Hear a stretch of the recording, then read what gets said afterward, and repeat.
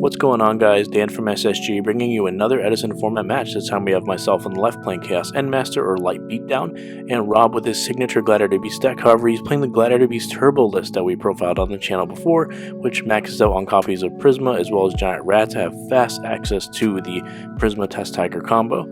And it looks like he gets to a good start, summoning the Laquari and setting 2 back rows, passing to me, who sets a defense position monster as well as 2 back rows. So Rob is likely to read that I have a Raikou in this spot, as we were playing a kind of a controlling matchup here. However, War Chariot is going to be excellent in this matchup to counteract those Raikous that want to destroy Rob's creatures. But Rob does have the priority here, right? He's going to be the first one who is going to declare an attack, as he has the established Laquari in play. And we're looking to trade a bunch of back rows for monsters in this matchup and try and take control of the board. Now we have Prisma coming down, and this is exactly what we're talking about with the Turbo list, right? We have full 3 copies of Prisma, and look, turn 2, we already have access to Geysirus. I completely designed this deck with the idea of having access to Geysirus by turn 2 every time, but it looks like the Prisma is going to get bottomless here.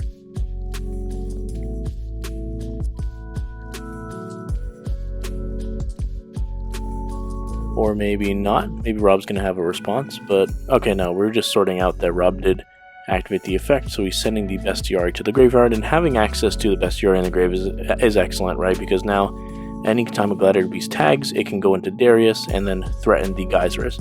And that's perfect. It's exactly what this deck wants to do. And now this Laquari that's already sitting in play, that was established last turn, is threatening to summon a Geysirus. But he attacks into a Raikou here, so attempting to pop. But there's the War Chariot we were talking about. Excellent response to the Raikou, and now that Laquari is going to be able to tag out.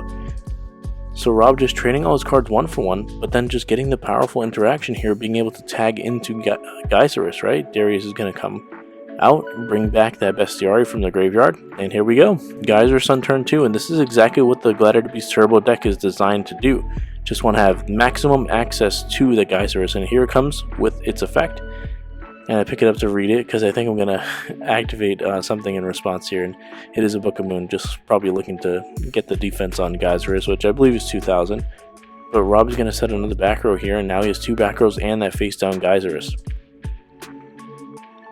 So a pretty interesting spot, right? Just Geysirus coming down and doing excellent work, and now I summon a Thunder King and attempt to attack, and it gets deprisoned. So maybe it didn't have 2,000 defense.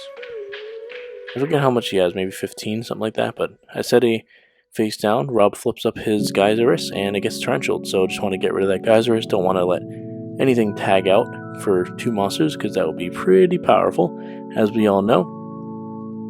But Rob still has priority here, and in main phase, still in main phase 1, he's going to attack with the Laquari, so drops down another copy of Laquari, tags out, and he's going to go for your quest here. So look how fast this Gladiator Beast deck is humming, right? And it's because of that early access to Prisma, as he's going to grab the War Chariot back from the graveyard and immediately set it. Rob does this thing where he doesn't care, he just like instantly sets it, even though you know where it is, and he just points it out to me there. He's like, yeah, this is a War Chariot, by the way. And it's going to be tough for a control deck like mine with the Chaos Endmasters to kind of threaten that, threaten the setup Rob has with the +1 from War Chariot. And War Chariot's just going to be excellent in these control matchups, as a lot of times the control decks need to rely on their monsters to actually take over the board. And we've already wasted a bunch of back rows, right? We have the Book of Moon gone, we have Torrential Tribute, bottomless, and Rob's still the one with the board and the card advantage. And it looks like a concede here. So wow, I didn't remember how quick he actually conceded, but Gladiator Turbo, right? Once you have a resolved Geysirus, we know how powerful that can be, and that's why we designed the deck to just come out on turn 2 every single time and just absolutely dominate. Once you have actually resolved that Geysirus, I mean, it's just GG for the most of the part. So we're just gonna try and get it out as early as possible. But however, this time I get to go first in game 2, so we can see how Rob fares against a deck that gets to go first. And we have a great start here. Turn 1 Thunder King, as well as 1 back row. Shout out to Connor. We had an interesting conversation about this exact play recently, tonight when I was recording this. But I think Thunder King is a pretty sweet card, and we're going to see how it fares here against Rob's set monster and 2 set back rows. If Rob's setting a monster, it's likely to be Homopolis, as Homopolis is a pretty strong set. 2100 defense can wall pretty much anything in the format in the early turns of the game. And we are going to declare an attack into the defense-resistant monster here with our Thunder King. And we are taking 200. Uh-oh, this is not great for us, right? Turn 1 Thunder King likely pretty solid. However, Connor's intuition being right here is he says that Thunder King isn't too good even on turn 1. So shout out to Connor, and maybe you were right, as Rob is going to go and find a Gladiator Beast out of his deck here. And we have a Bestiari. So Bestiari is going to attempt to pop that back row. And we have a chain Bottomless. So Bottomless removing the Bestiari, but Rob's going to chain Dark Bribe, and I love this Dark Bribe here. We have a 1 of Dark Bribe in this list, as it sort of just interacts with very specific things that you want to be interacting with, and saving the Bestiari is definitely worth going down a card here for Rob, trading that Bottomless for the Dark Bribe and me drawing card. But that doesn't matter because the Bestiari is still in play. It's not getting banished. He's going to have access to it for the rest of the game, and that's what's most important. And looks like I set a back row before passing, and Rob's just going to set a Gladiator Beast Monster, Laquari, and contact, and this is exactly why the Dark Bribe is so important. He's going to run into this Thunder King activation, most likely. But overall, I mean, pretty solid Dark Bribe here, and Thunder King does activate. And negate and destroy the Geyserus here. Rob sets another back row. And I draw for turn. So now this is a good opportunity for me to take the board. Something like another Thunder King would be pretty ideal. Or anything just really to beat down and apply some pressure into those 2 back rows for Rob. And it looks like a Jane, so pretty solid. I love Jane in this format. Really awesome card, but it looks like it runs into a deep person this time. Jane, pretty sweet, just tax over great monsters going second. Things like Shura and Thunder King. But Rob is gonna summon a Prisma here. And Rob always has like these really funny jokes where like he doesn't know. He's like, oh, should I use priority? You're like, no, and this time he just doesn't. He just summons the Prisma and attacks. Rob and I always have laughs over that, whether he's going to activate Prisma's effect. But attack down for 17, which is pretty strong here, bringing me down to 61, and then he's going to set a back row. So listen, Prisma doesn't need an effect if you're just beating down for 17 every turn, right? So we're going to see if that Prisma is going to put in a little bit more work as I draw for my turn here with just the 1 back row in play. And it looks like we have Reinforcement of the Army. Really strong card in this deck, as we have access to Jane, Chaos Endmaster, as well as Free the Brave Wanderer. And looks like we're going to go for Jane here, as I think Jane's just excellent in the spot, as I just explained. Dealing with established boards for the cost of your normal summon, really, really good. And 18 is going to be able to beat everything, but 21, even better. And we're going to declare an attack, and goes up to 21 and taking down that Prisma. So pretty solid here. Just getting a +1, killing the monster, and it looks like we're going to mill a Solar Recharge and a Thunder King into the graveyard during the end phase. Rob is going to go ahead and set a defense position monster before passing his turn, so I will draw my turn, and I still have the board, right? We're going to keep trying to beat down with that Jane and see what Rob has, and we're going to declare an attack here, and it's over the Giant Rat. So here's the power of the Gladiator Turbo deck, right? We're going to go and find a powerful card with this Giant Rat, whether it be Test Tiger or Homopolis to combo with a Bestiari. And it looks like Rob is going to go for Test Tiger here. And just having access to Test Tiger out of your deck is just incredible. I mean, you get to basically play 6 copies of it. Although it's invested in normal summon, Test Tiger is kind of worth a normal summon if you already have it in play from the following turn, as Rob is going to be able to summon a Gladiator Beast, and it's essentially the same thing, but looks like we have to mill 2 cards over before passing to Rob. And we have the Prisma, and this is exactly what we're talking about with this Gladiator Beast Turbo deck, right? We have access to Prisma and Test Tiger as early and as often as possible, but this time Rob runs into a Torrential here, and a Starlight Road comes out. Starlight Road is incredible in this spot, just really backing up the combo of Test Tiger Prisma. being able to protect such a powerful combo like this is so important, and any format, any game you play, being able to protect your main combo line is incredible. And here comes the Stardust out. So Stardust, Prisma, Test Tiger, and we're going to dump the Bestiari with Prisma's ability here, and this is not looking good for your boy on the left over here on the left. So we're going to sack that Test Tiger, tag out the Prisma, and presumably find a Darius that's going to go fetch the Bestiari out of the graveyard here. And with no responses from me on the left, we're going to see what the back row is here. But we have a Contact Fusion now. And Geyser's Stardust is a pretty good board if you ask me. Very, very powerful.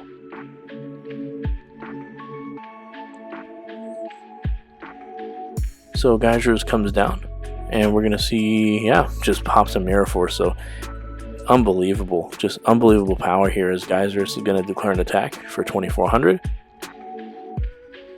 And then the Stardust will attack for 2500, which is going to drop me down to 1200. So very, very, very impressive turn. And it all started with that Giant Rat. Just attacking over the Giant Rat just gave Rob so many different options, and being able to back up his combo with Starlight Road is just incredible. And now Rob is going to tag out with the Geyserus for Darius plus Laquari, and looks like he's going to be able to make Heracleanos on this turn, which is unbelievable, bringing back that Geyserus, which is pretty funny. But going in, and we're going to summon out the Heracleanos. So 3000 Heracleanos is an unbelievable card. Can negate spells and traps by discarding cards out of your hand. And presumably with the War Chariot, you can also negate monster effects. So really powerful card here that can do a lot of work for the Gladiator Beast deck. And doesn't come out too often, but when it does, it usually takes over the game and wins on the spot. And with a Stardust protecting it, it's going to be very, very powerful here. So it looks like we have a special summon of Oracle of the Sun. Pretty sweet card. And then we have the normal summon of Chaos Endmaster. So we're going to be able to make a level 8 Synchro here. And it's really important to have this type of monster combo versus Rob that has the Heracleanos in play, right? Because Heracleanos is going to be able to stop spells and traps. But potentially if this monster gets through, we can take down the Heracleanos. And here comes Colossal Fighter. And I believe I remember Colossal Fighter being at 31 in this spot. Ideally, I would like to have it at 3000 so it can crash into the Heracleanos, come back and kill the Stardust. But hey, 3100 attacking over Heracleanos is also a pretty good situation here if this attack does go through. And yeah, it looks like I attack it down for 100. And now we have the biggest monster in play on the left side, which is pretty awesome here.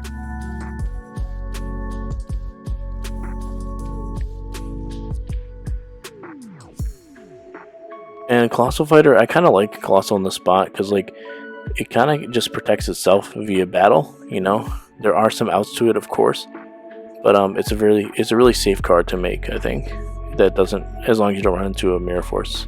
But here is the Smashing Ground, so Rob does have one of those outs, and Smashing Ground just a very clean and easy answer. Destroying that Colossal Fighter by card effect is very, very powerful. And now Rob with the lone Stardust in play, and here comes a normal summon of Giant Rat. So Giant Rat coming down, attacking directly. And that's the game. So Rob with the Swift 2-0. I mean, less than 15 minutes, but we do have a third game for you guys. As we thought that we played more games because we thought those two were pretty short. We bring you more content, and both decks do some really fun and interesting things in this game, as we have an easy start of Thunder King +1 back row. Shout out to Connor again. And then we have Rob on the right getting the 1000, giving me the 1000 life points with Upstart Goblin. So we're going to see how turn 1 Thunder King set 1 fares in this game now. And I think it's just a solid card, and but I think it's not at its best in Edison format. So we're going to see how the turn 1 plays out again here. And Rob has the same response as he had last time. He had set monster plus 2 back rows, and Thunder King's still going to declare an attack, but this time it gets Deep Prison. So very clean 1-for-1 answer here for Rob, getting rid of that Thunder King. And now I'm going to drop down an Oracle Sun and normal summon the Chaos Endmaster. So we have this 2-card combo to make a level 8 Synchro here. And I like Oracle as it just can just get out of the hand, right? You just special summon it if you end up drawing it. But we have Stardust Dragon coming down now, and Stardust is going to be pretty good in this spot. I think just very, very powerful, setting 2 back rows. And very good start here, right? If Rob tries to go for a Geyserus, you can easily negate its effect by attributing with the Stardust Dragon. So pretty good spot for me on the left here. And we have Smashing Ground, really aggressive play from Rob, right? In Gladiator Beast, you don't usually see this Smashing Ground into a Stardust Dragon like this, but the Stardust is going to respond and negate the activation and destruction with its effect.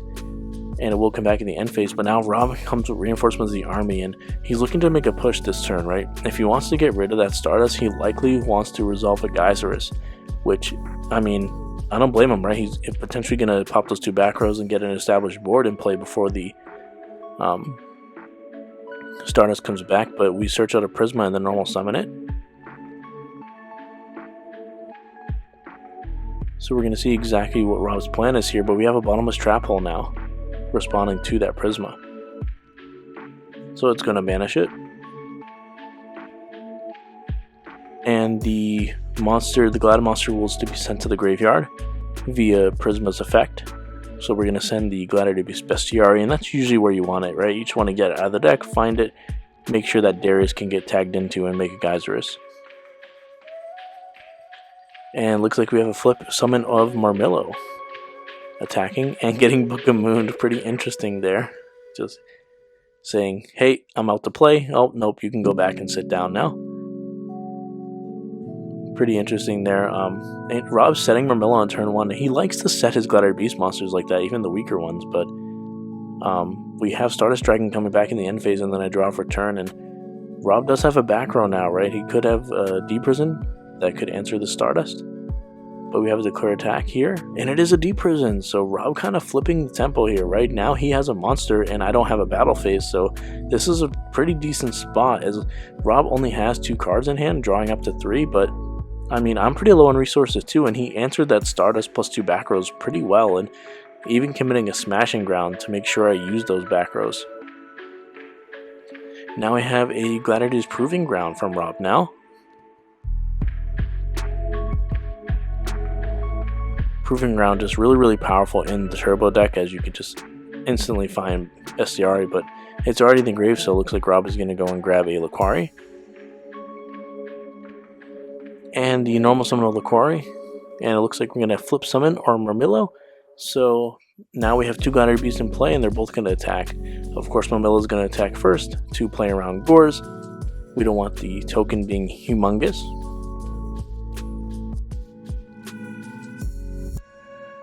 So I am down to 6,400 now. Rob is still at a healthy full life total, 8,000. And Rob is going to be able to make some decisions here and tag out. Do exactly what it needs to do. And the Laquari goes back first.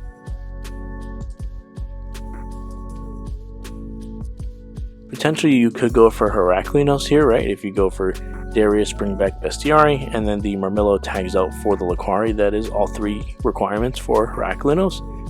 So I think that could be a pretty strong play here. He also could go for something like Homopolis plus Laquari, or double. Yeah, Homopolis plus Laquari, something like that. You can go Darius or Quest for value.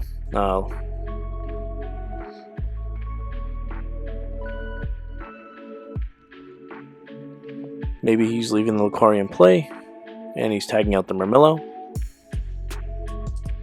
Okay, yeah, he was just, he eventually just decided to go for the Heraklinos play, so he's going to go and just tag that Marmillo out for the Darius, which is going to bring back the Bestiary. Sometimes I don't like making this play, because you do take the Bestiary out of your graveyard, and you want to have access to it as any of your Gladiator Beast monsters turn into a Geyserus after they have attacked, but nonetheless, I think establishing a Heraklinos is going to be very powerful in this spot, as I'm pretty low on cards, and spell cards are not going to help me get out of this situation.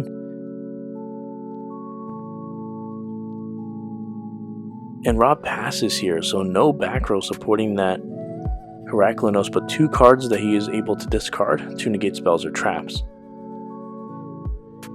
So we have a special summon of Oracle of Sun and a Declare attack.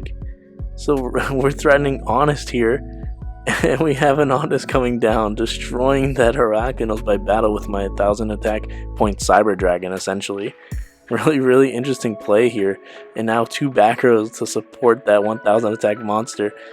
A really interesting spot, and Rob now is going to drop a Giant Rat, and we have Solemn Judgment. I remember not thinking about this for very long, because I think it's really important to keep tempo in this spot, and Giant Rat is going to be incredible. Founding Rob his power cards like Test Tiger, and even getting Homopolis would be good, and it looks like a top deck of Reinforcements of the Army here, which is going to go let me find the Chaos Endmaster, because Chaos Endmaster is a warrior, which is pretty sweet target with our Reinforcements of the Army. So it looks like we're going to be able to make a level 8 synchro at some point.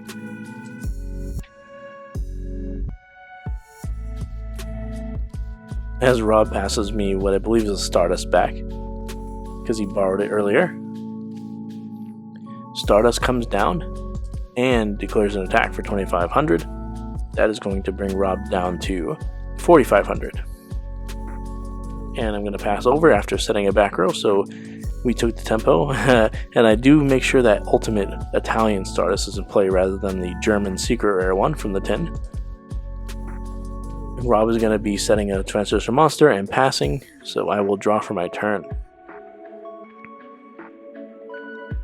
And this deck just does this, we have Pot of Avarice, sweet. So Pot of Avarice, a 1-of in this deck, just looking to put back those Chaos Endmasters and Oracle of the Suns, as well as an Honest. Get those in the deck. Gonna draw 2 cards. And yeah, I think this game really sort of shows what the Chaos Endmaster deck is capable of. I think it's pretty powerful when it does its thing, because it can unbrick itself, as well as just have an awesome Flameful Fire Dog plus Honest combo. But we're going to draw 2 cards from our deck here, and Rob doesn't have any more back row, so he's likely on 3 monsters as he hasn't set anything. And wow, it looks like we drew a Chaos Endmaster, and it's going to attack over a Giant Rat. Chaos Endmaster is unbelievably powerful in the spot in this late game with a Stardust already in play. It's going to do so much work, being able to drop a Oracle of Sun out of the deck. For those who don't know, Chaos Endmaster is similar to a Fire Dog. It can just summon level 5s out of the deck with 1600 attack or less, and that makes a level 8 synchro. But Rob is going to go ahead and grab another copy of Giant Rat out of his deck, as I still have an attacker that can get over the monster he brings out, so he's going to go for Giant Rat. And there's some merit to not attacking here and leaving him with the Giant Rat, so he doesn't have access to Test Tiger in his main phase 1 before, without having to crash the Giant Rat for himself. But I think with Rob fairly low in life total, I think the 1100 is actually worth it here to just make sure he's on a very fast clock, as we do have another attack with the Oracle of Sun. But it depends what Rob can actually bring out here. If he has, I think all 3 Giant Rats are in the graveyard, so he's going to have something bigger than 1000 if he doesn't want it to die.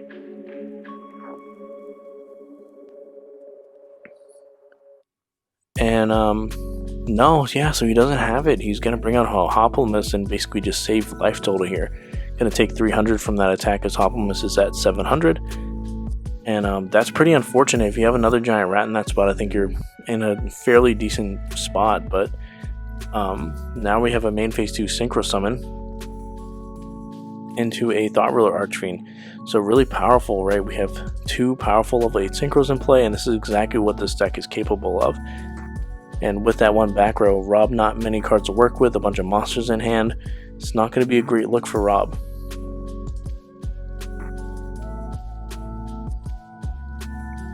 But nonetheless, you can never really count Gladiator Beast out, as I have Test Tiger and powerful cards. But looks like Rob is going to do a T set, so a defense position monster and a back row behind it. And we have Thought Ruler to kill an attack over a Retiari, so we will gain 1200 from killing a monster in battle, gaining the attack points of the destroyed monster. Very powerful effect from Thought Ruler. And Rob being at 31, the Stardust is not lethal. but it's getting pretty close here. And Stardust does declare an attack for 2,500, and it seems Rob doesn't have an answer.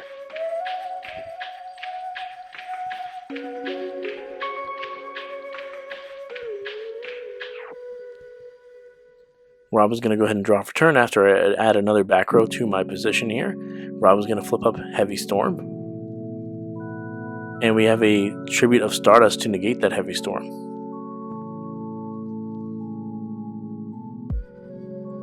Let's see if Rob has a follow-up play here. Looks like we have another T-set, so a defense position monster as well a back row behind it. The Stardust comes back in the end phase. And yeah, it's just really, it is pretty hard to get back from a position like this, and that's why I do like the Chaos Endmaster deck, because it does have the potential to just make level 8 Synchro after level 8 Synchro. And look, we have another Chaos Endmaster coming in. Although I think it would be a little bit greedy to attack with the Chaos Endmaster in this spot, as we just want to actually kill the opponent. And we have a Stardust making a lethal attack, but then call the Haunted in response.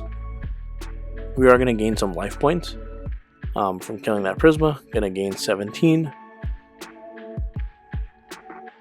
And then on the declaration of the attack from Stardust, we have called the Haunted, and we're going to see what Rob can bring back. Hopefully something that can at least wall the board for now.